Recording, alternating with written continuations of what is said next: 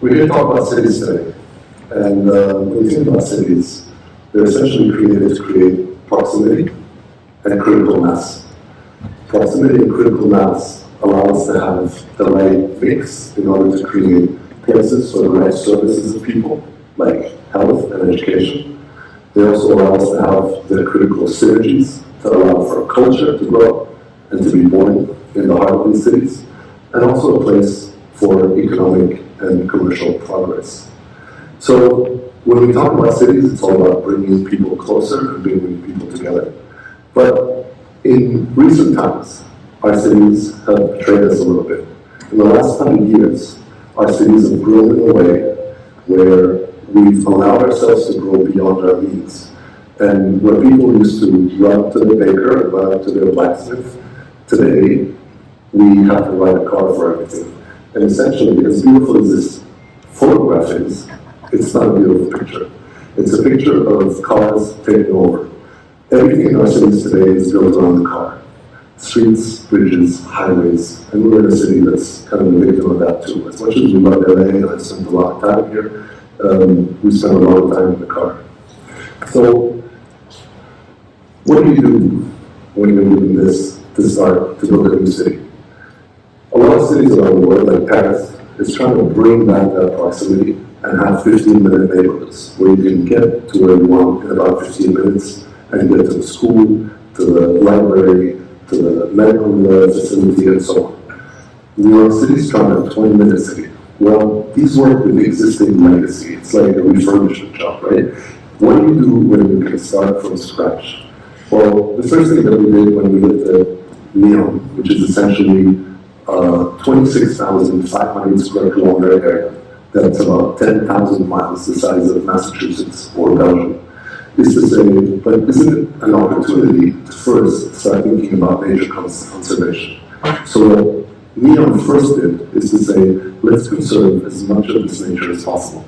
And the result is first we start with 95% of this nature conserved.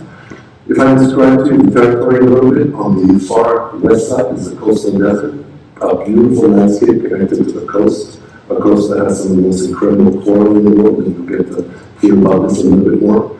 In the center, there's a mountain region that's called the Precambrian geological era, and then on the far east side is the Paleozoic era red desert, right? And when we think about it, the first thing is that, okay, first we want to contain all of that together. Let's conserve the 95% and contain all of our urban life in one piece.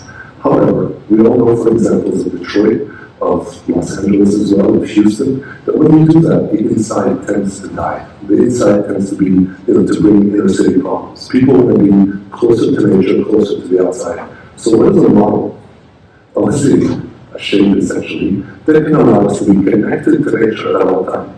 And this is where the New York City was born.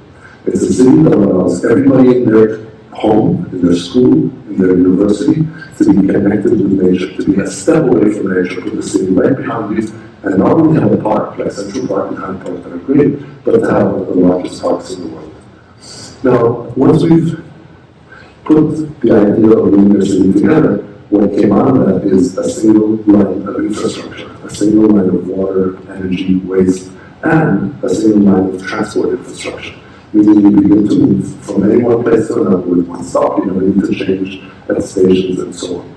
So the city became very connected, where you connect 9 million people in less than half an hour. If you were to go from one end of the line to the other, you're talking about an hour and a half. And then, once you arrive at any one of these stations, you get out and you have a city that is made up of a 5-minute neighborhood, something that the world hasn't seen in this shape and form just as yet. And I'll describe that a little bit more and how we got that working.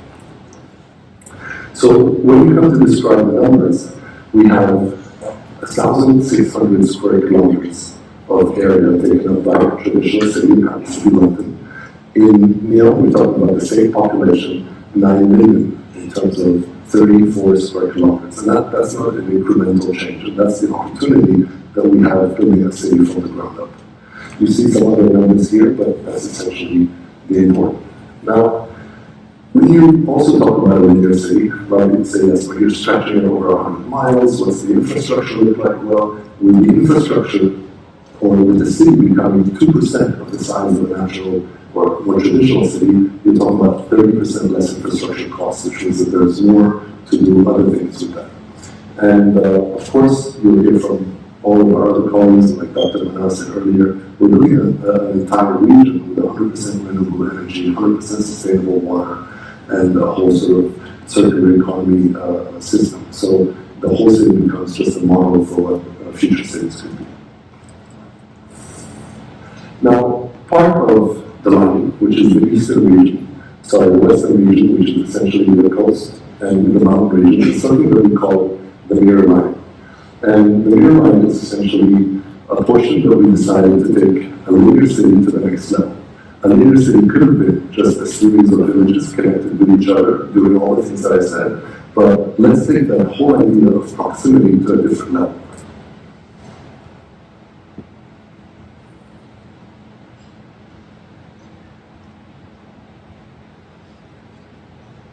Imagine everything that's in the city. Your parks, your pedestrian areas, your commercial areas, your universities, hospitals, homes, all mixed together equally. So you don't have zoning anymore where people have to travel from one side to another. Everything is mixed like a beautiful mosaic, but then everything is also lifted to create a sort of a three-dimensional Tetris of a city. And therefore, instead of having just London at the base, you have another London above it, and another London above it.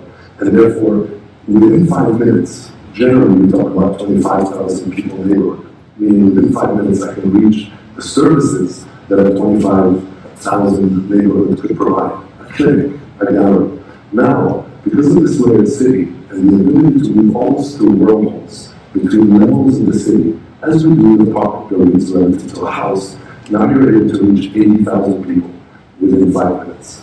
That means that you're more likely to reach a hospital within 5 minutes. You're more likely to reach a museum. And you're not just at a neighborhood sports center, now you're a proper athletic center that could provide for everything that you want.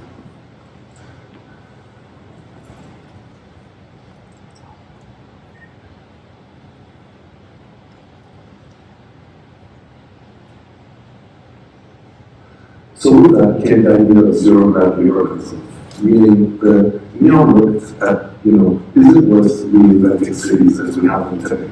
The answer was yes. 69% of the world's population will be living in cities by 2050. 75% of the world's gas emissions will be due to cities. And therefore, when we talk about ecology, when we talk about environmental sustainability, we need to be looking at our cities. We also look at them in terms of their function, in terms of how they bring people, industry, and all of that together. So zero-gravity urbanism begins to look at how we layer the city in 3 dimensions. This is a section of the line. It's about half a mile long, 800 meters long, and we divide the city into these 800-meter long portions because basically it takes 5 minutes to reach any end of it. And the other principle that we have within these sections is that we have the idea of hyper-proximity that I talked about, and also hyper-mixed use. The idea that you can have everything anywhere, no zoning and no need to kind of need for one place to another, something that's also killed cities. So you have places like the commercial places, the commercial centers that are dead at night, and the residential areas that have no services. Of course, building a city like this is no easy task. It all sounds simple with layering cities and all of that, but behind it is a very, very complex set of strategies, a very complex set of engineering design that a lot of you here work with us on.